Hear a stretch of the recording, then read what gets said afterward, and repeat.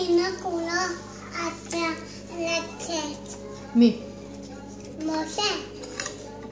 מאיפה הוא לא רצה לצאת? מה זה דבר? הוא יצא. הוא יצא מהתיבה שלו. ומי יוצא מהתיבה? משה. לא. מי יוצא את משה מהתיבה? אחות. איזה אחות? אחות מרים. נכון. מרים גרים לה. ולמי הביאה אותו? כדי שיהיה... ולמה קראו לו משה? אתם יודעות למה קראו לו משה? למה? בגלל שמשו, נכון? ולא יודעת, בגלל שמשו אותו מהמים, שהוא נמשך מהמים? אני לא זוכרת. בתיה משכה אותו מהמים.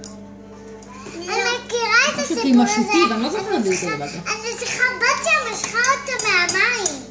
של פירו. של פירו. כן.